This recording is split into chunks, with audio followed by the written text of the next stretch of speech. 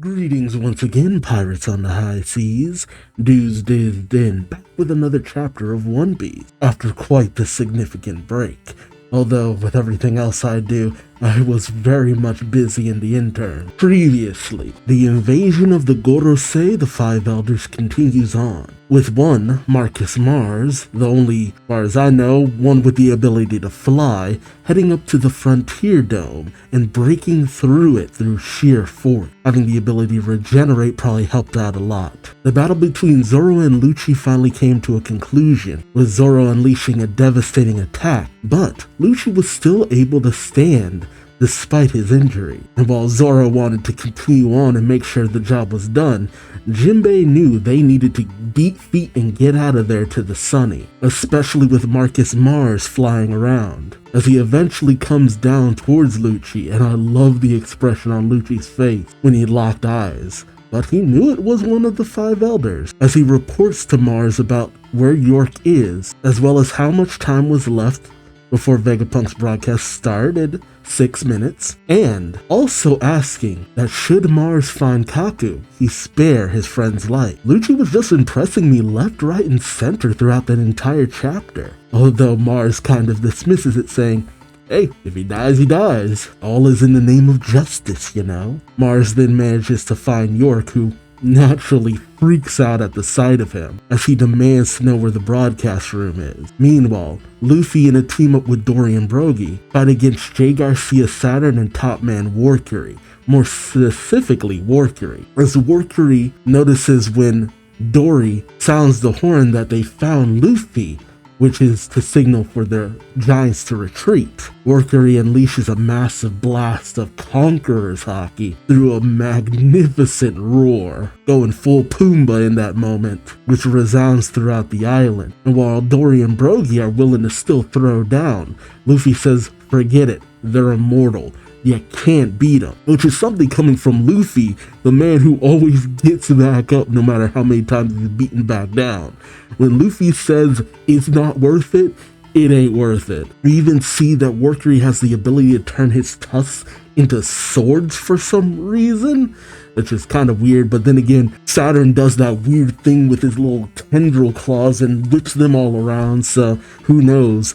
Zone fruits are always really odd, and even Saturn fires off some poisonous blobs that Luffy creates a bat out of a tree, and I mean paints it and all, and knocks it back to Saturn, and it explodes, which Luffy wasn't expecting. He just thought it was poison, and then you see Saturn, Warcury, as well as Jupiter reforming out of their shadows. It's freaky, and there has to be some way to beat him, but we definitely ain't figuring it out here. Meanwhile, as the group carrying Bonnie, Frankie, Atlas, and Kuma are making their way to the giant warrior ship, they find that they're cut off at the pass by a group of vice admirals looking to take out Bonnie. And all the while this chaos is going on, the Iron Giant finally stands up, rising through the flames. People can hear him muttering to himself, and his thoughts, much like the lamentation of Zunisha towards Joy Boy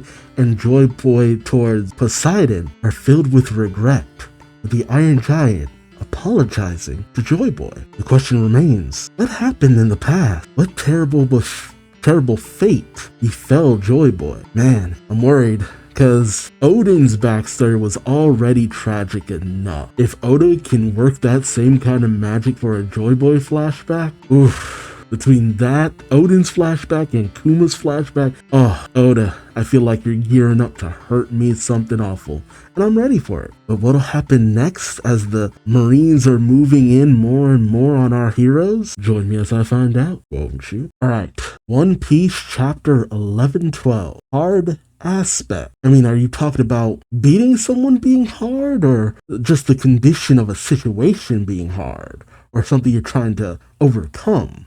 Alright, cover page, Yamato with some letter talking to Kinemon. It's Ogre Child Yamato's Golden Harvest Surrogate Pilgrimage, Volume 3.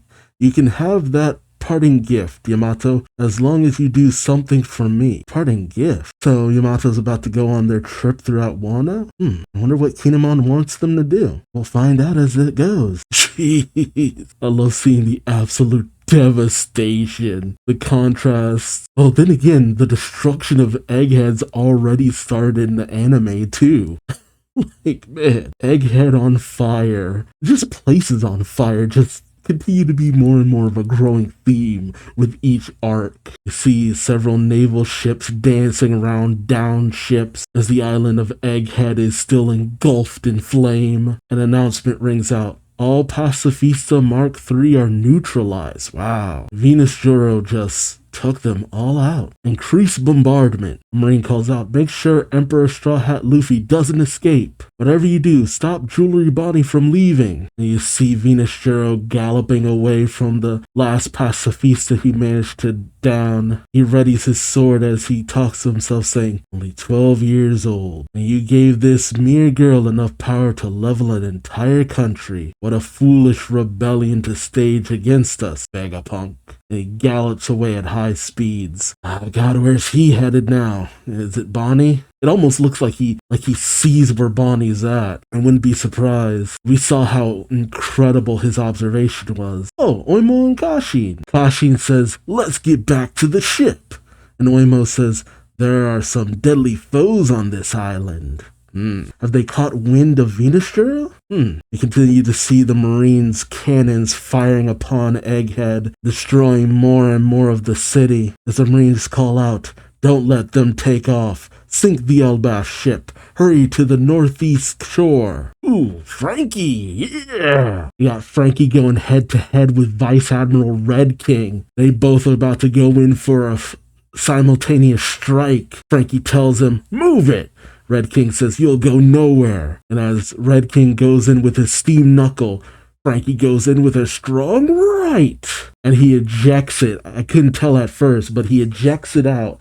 It breaks through Red King's mechanical fist and just decks the dude right in the face. And thinking back to Enies Lobby, it used to be that captains gave us a run for our money. Now you got Frankie out here punching out Vice Admiral. Good stuff, hey? You know, this really does prove Yonko level, baby. Oh, as Frankie strikes out Red King, Bonnie jumps into the fray as well, hopping from the giant carrying Kuma, saying, take my daddy to safety, Mr. Giant. And the giant says, you bet. And Vice Admiral Pomsky, with the ability to turn into an otter, goes in with his clamshell weapon, yelling out to her, prepare to die. You'll never have that weapon of war, Jewelry Bonnie, you little snot. And he doesn't really defend himself well enough, as Bonnie just manages to go in and tap him with her power, turning him into a little kid. And Bonnie says, don't call him a weapon. My daddy is a hero, Tin Man.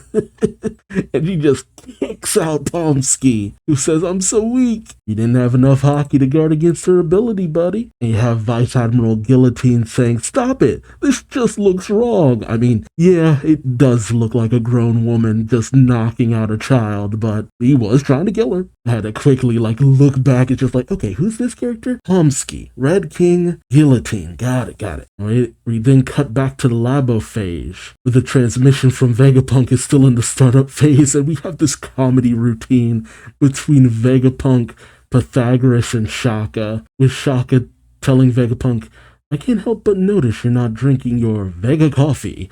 Gotta get that branding in. Vegapunk, with a pained tongue, says, it's hot. I have a very sensitive tongue. And Pythagoras says, that's mean, Shaka. You knew that already. And then Shaka just dismisses it, saying, 4 more minutes, Stella. And Vegapunk, despite it already being hot, tries to sip it again and just cries out in pain. But Mars and York have entered the fray. As Mars says, this is clearly the same room. York tells them they must have recorded the message here, but and Mars wastes no time, just unleashing a massive blast that rips through the lab. The 5 elders ain't playing around. York tries to calm him down, saying, wait, stop, don't just go crazy. But the transmission is still going. As Shaka says, Stella, there's not much time left. Well, Vegapunk says, why not use a thermoelectric elements to take the coffee's heat and convert the energy into... And it's cut off by York and Mars arguing, with Mars saying, see, the message is still going. Oh no, it's York saying, see, the message is still going. If I were the Stella, I would hide the transmission transponder snail emitting the message somewhere. And Mars tells her, then I will simply destroy the entire lab. But York explains, you can't. The second floor of Building B is for weapons development. The first floor is the power plant. Third floor of Building C has our entire supply of pressurized gas cylinders. Destroy any one of them, and it'll set off a chain reaction throughout the lab. That blows up Punk Records itself, which they want to keep. Like, the one thing that's handicapping them from, doing too much damage, which, I mean, at this point, it's about salvaging what you can, really. But they are handicapped in the fact that they're just like, we want to at least keep some of this stuff. And Mars tells York, then think of where it is. Your neural pathway should be the same as his. And York gets out a gun saying, I'll stop it, of course. If I add crime upon crime, it'll only make it hard to get along with you folks. Wait, what? What does that mean? If I add crime upon crime, it'll only make it hard to get along with you folk. Is she saying she is going to have a hard time getting along with them, or is it just that she wants to do what she can to appease them? Hard to tell. York then says, I sense the voice of a small creature. Oh no, is that Mars? Did he notice a Denden Mushi? Yeah, he looks up towards Punk Records, and I think York says, in Punk Records? Is it a transponder snail? He says, the transmission transponder snail was just recently completed. You can recognize it by its triangular spiral shell. Interesting. Mars tells her, tell me how to get in. And they fly up towards Punk Records. Ah, finally. It's taken so long to actually find out where Stussy's been or what she's been doing, because she's not with everyone else. Like, Stussy, you're not staying here, right? But we see Stussy still in the main lab, with Kaku still in the bubble. She's breathing heavily from her injuries by Lucci, but she seems to be okay. Saying, well, aren't you lucky? Seems it wasn't interested in you. Ah, so she saw Mars. Of course. Kaku says, bah, speak for yourself. What was that monster? Wait, so Lucci knows, but Kaku doesn't? Is it just that he recognized the voice of one of the elders? That's so odd. And Stussy, accessing the keyboard, says based on the conversation, one of the 5 elders. Kaku says, you think so? What a ghastly transformation. Again, Kaku. He then laughs, saying, they abandoned you, didn't they, Stussy? How sad and ironic after you chose to betray us. But Stussy smiles, saying, sorry, but staying behind was my idea. Someone has to carry out the final job after all. Uh-oh. I don't like the sound of that. So Vegapunk had something in mind, cause Vegapunk leaving the island then is like what becomes of Punk Records. But the way Vegapunk talked, would she allow her to do a suicide mission? Oh boy, I don't like where this is going. Alright, on the outskirts of the labophage, where the Sunny's at. Okay, I had to figure out who was talking. It seems that Nami says, wait, you mean to tell me we're leaving Stussy behind? Edison tells her, what other option we got? Undoing the barriers gotta happen at the same moment the ship escaped. The only way to lower the frontier dome is at the command room. He volunteered to do it. If you want to do right by her sacrifice, you better make sure the escape's a success, eh? Ah, dang. Yeah, I guess that's true. I guess I just figured one of the Vegapunks would stay behind. Nami says, well, of course we're going to do everything we can to escape, but still. Robin then says, the problem is the distance that the Vega Force 1 would have flown us. Edison says, exactly right, Nico Robin. I've calculated up, and going by classical mechanics, the ship's guaranteed to land on solid ground now. Isao says, what? Hey folks, the coup de burst is all ready to rock. Once Zoro's group gets here, we're gonna make a super jump out to sea. And if it looks like we're not gonna make it, that's your key to help us out. Got that? Edison laughs, saying, must be hard to be your ship. But I love the guts you got. Wherever miracles occur, that's the power behind them. And that's coming from a scientist. The hell? And much to everyone's shock, Edison hops off the edge. They call out to him, huh? Edison? And he calls back saying, I'll make sure your ship touches down in the water. Trust in me. He then thinks, simulated external damage, 78%. It won't kill me. Here goes. So based on how much damage he has right now, this won't kill him? There's a massive explosion as he hits the frontier dome, and they cry out for him. I mean, is he really gonna be okay? Hey, oh god. That's kinda disturbing. thing. Holy shit. Alright, so announcement comes over the marine comm saying there's an inward wind pulling us towards the island. And then we see St. Jupiter sucking, giving that good hard suck, even sucking in other marines. Dory, Brogy, and Luffy are all trying to fight against it. Dory saying, the suction is enormous. And Brogy says, we're not getting anywhere. And as Luffy fights against it, he says, that's it. Runs around the edge of a tower, saying, if you're that hungry, have a building. And he snaps off the top of it and lodges it into Jupiter's mouth. And I guess because of the nature of Luffy's ability, Jupiter is just rubbery, so it's like it impacts him and leaves the shape of the tower in Jupiter's head. Jeez, like snack on this. And as Jupiter is pretty much just choking on the building in his mouth, Dory and Brogy laugh, with Brogy going, yeah, bah, bah, bah. That was fun. Oh no, and Luffy has fizzled out of Gear 5, and he's all withered saying, ugh. No, I'm tired. Dory freaks out saying, what's this? What happened, Straw Hat? You've turned into some strange old man. Luffy tells him, ran out of food power, as he rests on Dory's shoulder. Brogy says, need food? How about some hackerel? Hackerel, referred to as fermented shark, an Icelandic dish. Interesting. Keep into that Icelandic theming. Luffy questions, hackerel? Oh, they even say it in the chapter. Okay. As Luffy munches down at it, he says, blah, what's that smell? Brogy laughs, saying, it's fermented shark. Emergency rations from Elbath. Gah-bah-bah-bah-bah. Tastes good when you're used to it. It's an acquired taste. Fermented shark, huh? Luffy immediately bulks up, saying, yeah, I feel energized again, though. Dory says, the way your body works is so simple. Gag, gag, gag, gag.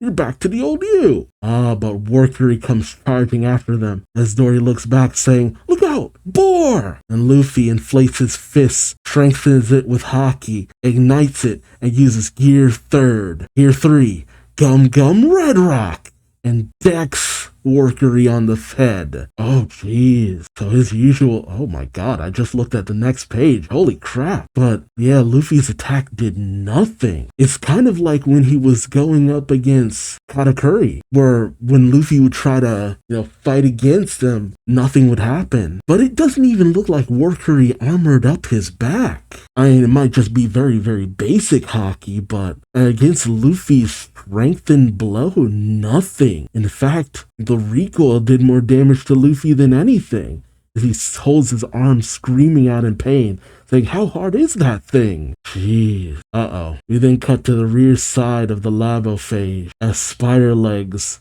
come crawling up towards the sunny... Oh, Jay Garcia Saturn went after them. God, these guys are everywhere! Usopp, ready to slingshot, freaking out, saying, stop, stop, stop! What is that thing? What is that? Something's coming! And Chopper questions, huh? A crab? Meanwhile, on the northeast shore, one of the giants is cut down as Bonnie cries out, oh no, Mr. Giant! And Ethan Bear and Venus Shiro blocks the path of Bonnie, Frankie, and Atlas from getting to the giant pirate ship. His sword dripping with the blood of the giant. Oh my god, that shot is so cool. And then, in the Punk Wreckers labophage, you have the recording of Shaka telling Vegapunk, 1 minute left, Stella, and Vegapunk telling him, I know. And he slurps his coffee finally, as Marcus Mars in his human form approaches the Dendenmushi with the transmission, saying, here it is. Fortune was not on your side, Vegapunk. But then he looks onward, with a very serious and grim look on his face. That good for us, or bad? Hard to tell. Man, Oda came back with a full course meal. He was cooking the entire break. Like, damn. So much happened here. Like, geez. Frankie just decking a vice admiral like it's nothing. I mean, I know the levels of strength of vice admiral is, all over the place. But man, that did it like it was nothing. Like, geez. Frankie finally getting that shine we were really hoping to see once once we got to Egghead. Thank you. And then Bonnie also taking down a Vice Admiral too. Nothing to sleep on there, but like, let's be honest. Of the worst generation, they should all be able to take on Vice Admirals. All of them. I don't care what you think about Capone Beige, Pooh, whoever. They should all be able to take on a Vice Admiral at this point. I wonder if anyone took out Guillotine though. I'm just realizing that. You didn't really see him fall. I keep hoping that maybe something will override what's going on with York, but that might not be the case.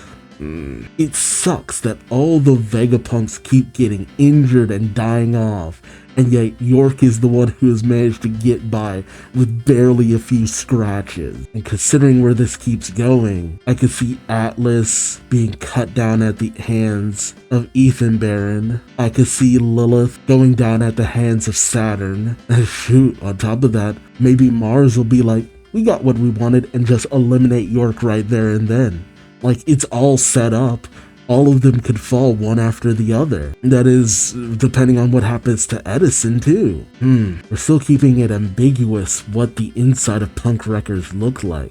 I mean, is it just Vegapunk's massive brain in some kind of jar like Mother Brain or something? And Stussy stayed behind. Wonder what's gonna happen to her. 'Cause this is a big sacrifice, considering everything she's done. I mean, Kaku's safe for now, but man, bodies have really been dropping throughout all of this. But I keep expecting to find duplicates of the satellites somewhere. The idea that all of them are just gone, despite the fact that their memories are backed up into Punk Records. Like, shouldn't they be able to have spare bodies? I wonder. And what Edison did. But he said this won't kill me. I wonder. And did Saturn use the hole Edison made in order to make his way up? But then again, he wouldn't have needed to, because Mars was able to get through no problem. Luffy still clowns on the elders, but at the same time, it's a stamina issue. He doesn't know how to beat them. They keep bouncing back as much as usually Luffy's on the opposite end of this, where he's the one keeps bouncing back and wears down his opponent. Like, they might be tougher, but he wears them down. But this is the opposite effect, because Jupiter's just gonna get through having a building shoved down his throat, and Luffy using anything less than Gear 5 isn't able to deal with them. But there's stamina issues with Gear 5. How does he get around this? God, that scene with Ethan Banner and Venus Jiro, just, man, he continues to be the badass of the Gorosei. Just, man, Horseman of Death is right, man. Unless Kuma manages to recover, I don't know, because I don't think these guys can handle him. And it looks like Mars sees something, but what does he see? Oh, let me know your thoughts and theories in the comment section below. Like, comment, subscribe if you enjoyed the ride. Thank you so much for watching, and until next time, I've been Duuz-Diz-Din, and I hope to see you later. Till then, take care. Bye-bye.